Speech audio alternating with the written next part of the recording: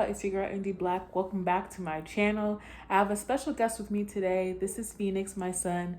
If you didn't know I had another child, you can check out my last two videos where I was on IG Live talking about where I've been the past year. This video is about things I wish I knew before becoming a mother. This may apply to people who are just parents in general, but this is my experience of a mother, of being a mother, and so I'm gonna speak from this frame. Apply it how it resonates for you. Take what doesn't resonate, okay? Cool. Or leave out what doesn't resonate. Y'all know what I'm trying to say. Shoot. Right, Fiend? Yeah, right. Number one, time management and routine. Boy, I was depressed for years, y'all, not gonna lie. So I didn't give a fuck. Like, routine, huh? Like, I just go to bed because it's helping me to stay alive right now. Like, you know what I mean? It wasn't something that was a priority. I didn't care about my hair anymore. I didn't care about getting dressed anymore in a certain way, brushing my teeth, even showering. Like, it was just like, whatever I can get through today is like, that's something worth celebrating. So becoming a parent, I realized how much more I had to implement that, and it really helped me to have more structure in my life. And being a parent was something that helped me to shift out of that mode, along with my spiritual journey and things of that nature. But I didn't really have the best time management and routine. And so in order for me to get things done and to not just be in a cycle where I'm responding to the things that, or reacting to the things that my children do, having a routine has been really helpful. So ways that I've been able to do that have been setting alarms periodically, even alarms for rest, like an hour to just rest. And it's really hard for me to just focus on resting because I end up doing another task instead of my resting. So that's something I'm still working on, but it makes a huge difference because having children will drastically change how long it takes you to get ready to go places. A quick trip that would normally be like 10 minutes can take like an hour plus. So be prepared for detours and give yourself plenty of space and time to make shifts if you plan on traveling with your children. Number two, quality support. So there's nothing like having community, having other families support you who you can reach out to, or friends, people who have done it before that you trust and love. And this kind of goes into number three also, which is expectations, but specifically in relationships with families, friends, and supporters, and in relationships. So like intimate relationships, partnerships, wives, husbands, boyfriend, girlfriends, etc.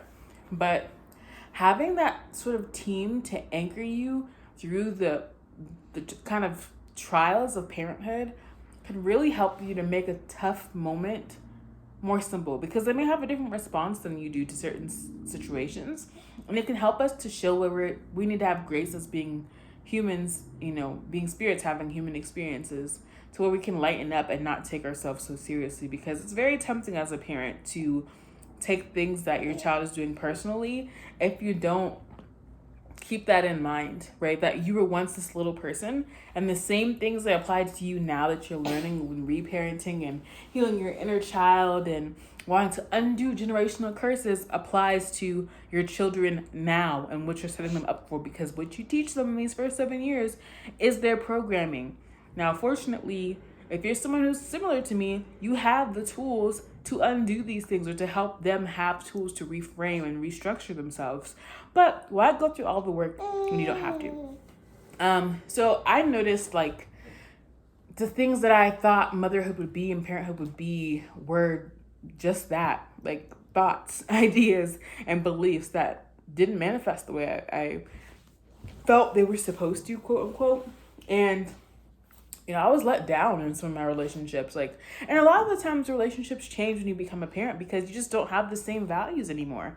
You don't have time to go out to the club. You're not thinking about the latest trends of this and that. Like, a lot of people get into survival mode. Their root chakras are stimulated again, and you start to see what parts of yourself need tending to in order to be balanced. And this could be a very general even stereotypical perspective of these things, because this is not everyone's experience, right? So I don't want you to think that, oh my gosh, once I'm a mom, I'm not going to have the same friends anymore. No, people are not going to support me. My whole life is going to be in chaos, because that's not necessarily true. I'm just saying these are things that I noticed and things that I wished I knew before becoming a mother, because there were areas that I felt like would have improved my life overall as a being, and therefore would have added some ease to the transition of becoming a parent. But yeah, and people responded differently. Like, it was more of like people's responses to me doing this a second time, and like, you know, who was gonna be there for the birth, and like how was I gonna be treated, right? I was expecting people to be surprised and like thrilled, and like didn't get those reactions from certain people. So that, like, and I had a lot of falling out with people during my pregnancy, to where I thought people would understand also as parents what it would mean to have a safe place where everyone is secure and supportive and there's no judgment. And that was not what I experienced. So it definitely was, it shattered the illusions for me of who was supporting me and who was just wanting to know what I had going on, to be honest. And also, like, some people will envy you and think that you have a life that you don't, even when you're struggling. Y'all, I mean, I was literally going through it, and I just wanted someone to rest my head at night, and people were envying me for being in a partnership and having children. I'm like, bitch, I want something to eat. Like, what's wrong with you? But like, I learned how not to take that seriously, like, and how not to take it personal, like, and just my shift of trust has definitely, or my shift of how I trust and who I trust has definitely become more clear and cut. And the first time I see something, if I even have to question it, it's just no. That's just it.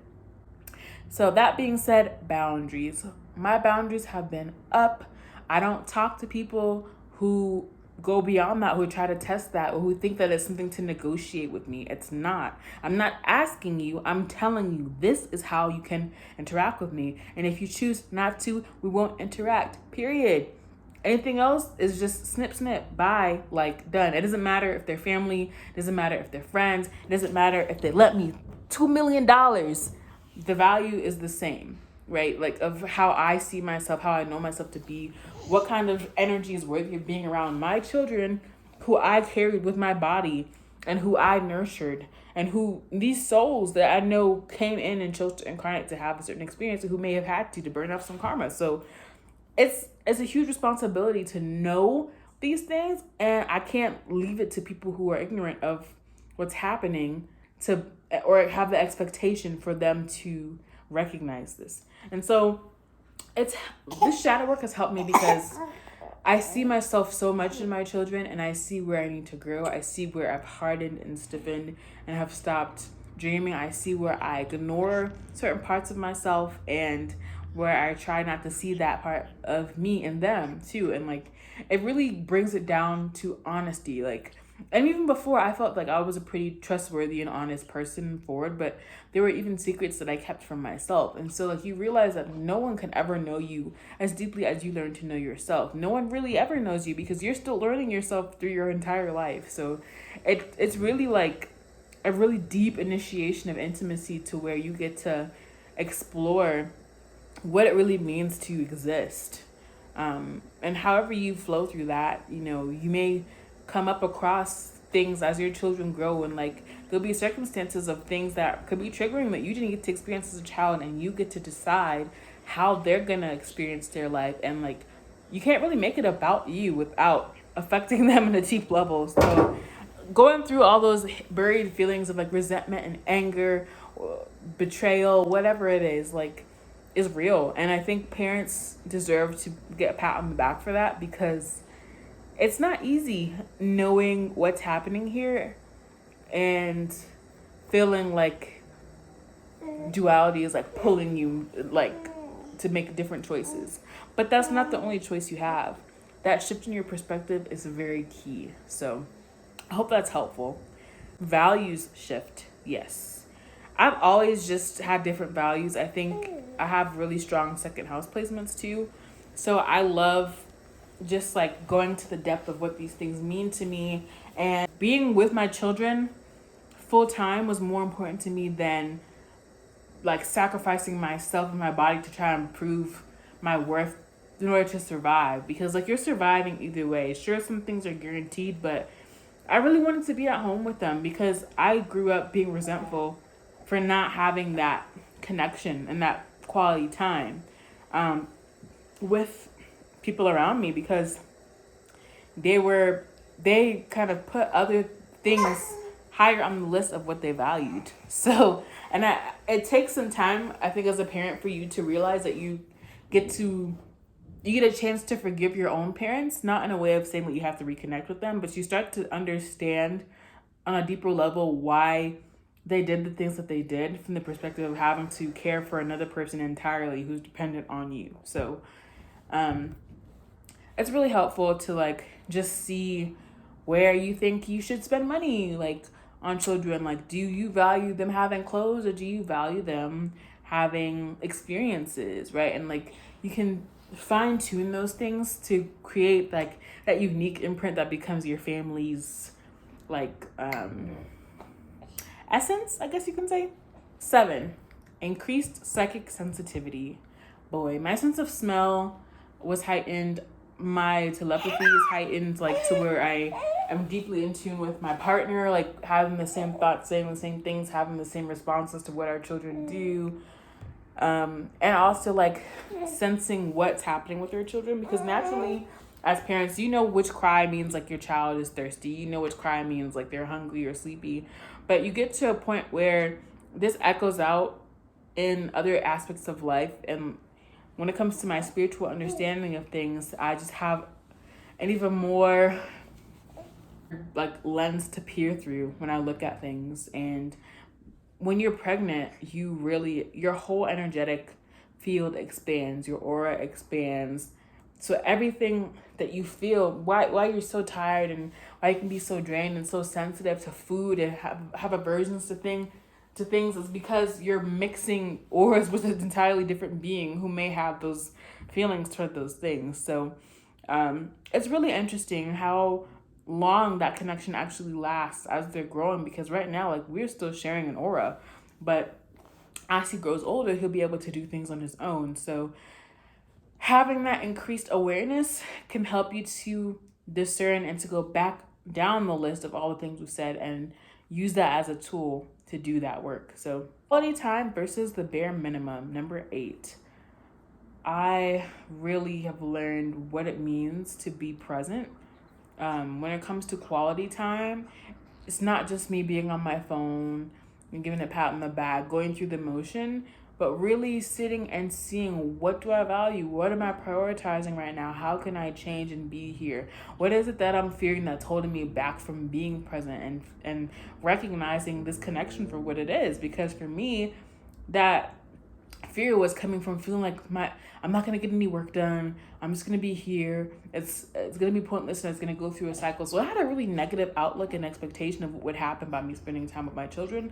And that's because I never really saw it done for myself in that way that was really intimate. So I've had to address that fear and notice where I have been showing up fully as a parent and how I can grow, and where that's even trickled into other relationships that I've had. So if I would have known this before becoming a mother, I would have seen, wow, okay, like how do I really relate to people? What kind of expectations do I have, and in which ways am I behaving that also insinuates the type of time that I'd like to be, cared for? Like, where was I not speaking up and advocating for myself and saying, this is what I want and this is what I find to be important when it comes to the people I love and how we spend our time. Also, like, it also shows your children what you pass on your values to your children until they learn for themselves what they value. So they should know that they're worthy of being fully attended to, heard and understood, given grace and gentleness, but also knowing that that boundaries can be made with them without it being something that has to turn into something violent or passive aggressive or just, toxic in that way, or in a way that's not helpful. So number 9, staying at home, working from home while homeschooling. Homeschooling is not challenging. It's just like I told you with number 8 that I had the perspective of like, But if I'm doing this time, then how am I going to get paid with money, right? And so I had to really kind of let go of my fear of money not coming by me pouring into my children this wisdom, because this is the most important job I'm ever going to have, really. This is literally creating the next member of my tribe to be prepared for life and their events in every way. So every moment matters. And look, working from home, especially in the beginning, like, there was just so much, like what I said about my dynamic and how I was or was not supported. And this expectation for me, I think based on people's resentments towards me, to just be the strong one, be the mom, get the work done. You have to do it to survive. And doing all these things I don't like because other people didn't want to face their own shadows. And I felt like I was the only one who had to do it. And I started like neglecting my routine that I had formed with homeschooling just so things would be taken care of. And it made it really challenging for me to have passion when I did get to work, because it would be so short. I would still be stressed out. I'd be so tired that I would end up falling asleep and not be able to get any work done. So a lot of what I thought I needed to be doing as far as work shifted to where I just started taking care of myself. I started working on myself, like exercising more, journaling more, seeing what's going on inside of me, releasing those emotions, and just kind of going with the flow and like tending to those emotions that I kind of struggled to admit, where I was frustrated or upset or annoyed and just felt isolated.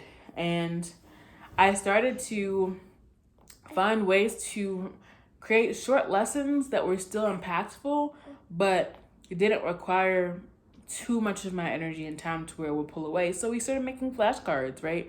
One of the easiest things that you can do that's still fun, have them pick up the color and memorize things, like kind of just focusing on the fact that everything right now is unconscious and subconscious for them. So that memory is going to be really helpful for them to retrieve that even later in life.